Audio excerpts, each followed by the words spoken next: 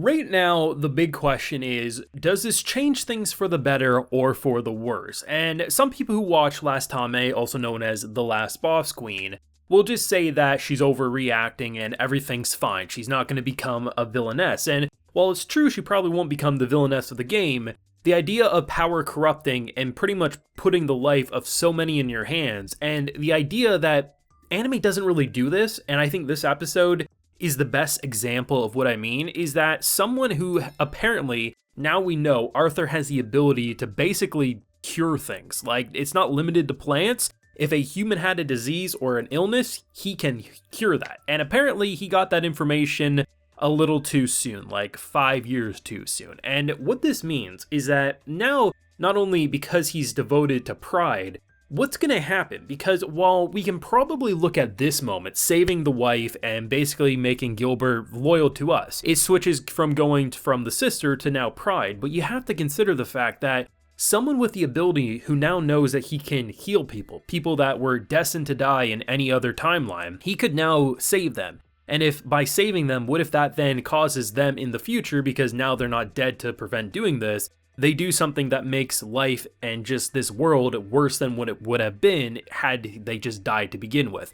These are the questions a show like this wants you to ask, and I think this is truly what separates The Last Boss Queen from every other villainess anime that has come out so far, because it really does paint this as reality. This isn't some anime where we can just say everything's gonna be fine. Pride is treating this serious, and the idea of what power can do to corrupt her and the uncertainty of deviations from the game roads is really interesting. Now, I do have a full live reaction to today's wonderful LasTame episode available on my Patreon, so if you would like to see that, it is over there if you're interested. This was a great episode. Now, this one, please let me know in the comments. For me, I thought the episode was over around the 15-minute mark. Now, I'm not saying the episode dragged, I'm just saying that in 15 minutes of this episode, I was like, yeah, that's a full 20 minutes. They dropped a lot on us, and then it just kept playing. And we got the cute little pillow fight that, I mean, you have to admit, please tell me I'm not the only one. When you see those damn pillows and clothes throwing all over the place, they have lit candles that are just an inch away from burning the roof, let alone adding extra fuel to the fire. That was not fire safety 101 whatsoever, but there was a lot of good moments after that, but it really felt like they got a lot out of the way in the first 3/4 of this episode, and then just rolled with kind of like a bonus episode at the end there.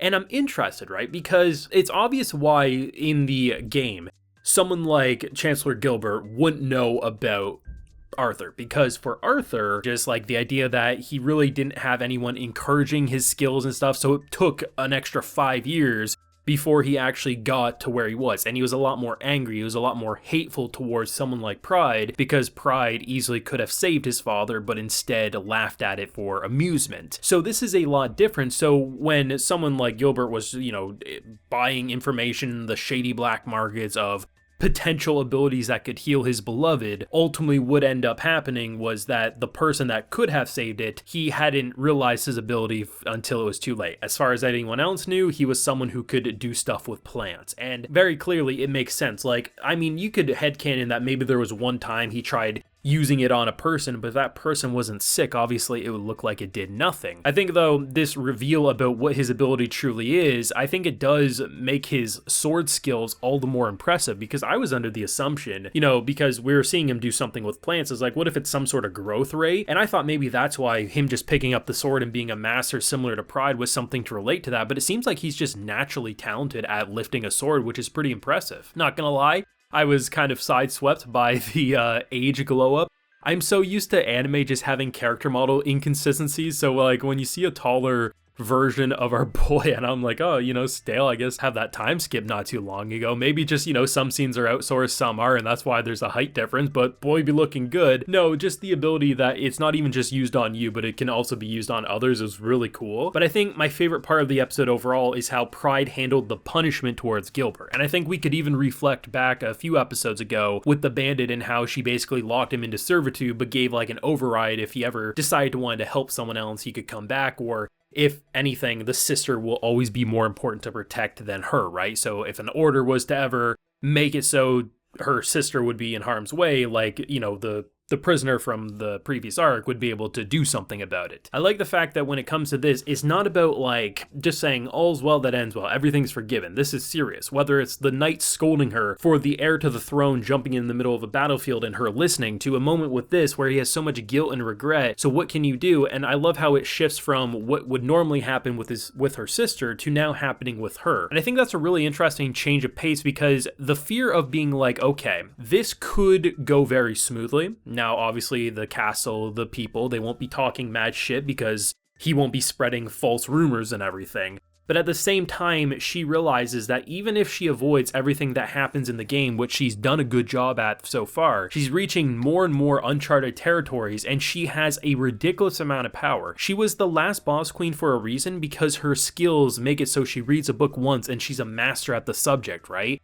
She knows what power can do and how power can corrupt, and the more people that are basically bound to her will, and because this is the only way it can go right now, I mean, the more potential that she could do more harm than good, because what happens if she makes a decision, one that she thinks is right, and it causes a lot of pain and suffering? The people around her, as much as she's trying to say, if I go bad, kill me, they are devoted to her. And while I don't think we're trying to line up ever for a true bad ending, I appreciate that this anime is bold enough to go the route of making the character realize this without going like a Baccarina route where it's like, okay, that Atome game, like there was nothing, like she was fine, the harem wanted to bang her. Here, it makes a lot more sense with what they're trying to go, and I think sometimes anime fans have a hard time separating the fact that we're watching an anime, and even if most anime don't go that dark route, you have to put yourself in the character's shoes as this being reality, and it makes you appreciate it in a different light. At least that's how I feel. Now, obviously, like, people not thinking it's as intense or as thought-provoking as I am is perfectly fine, but I think clearly this is what the author was intending, and I think with how the anime goes about the directing, it's not even just like the visual cues. Like, there's like quite a few moments where like the screen kind of like dimmed, it was a little more black around the edges in order to give the bit of an ominous mentality. But you can even look at the soundtrack. There's some pieces in this episode where there's this one OST track around probably the 10-minute mark, give or take, in that area,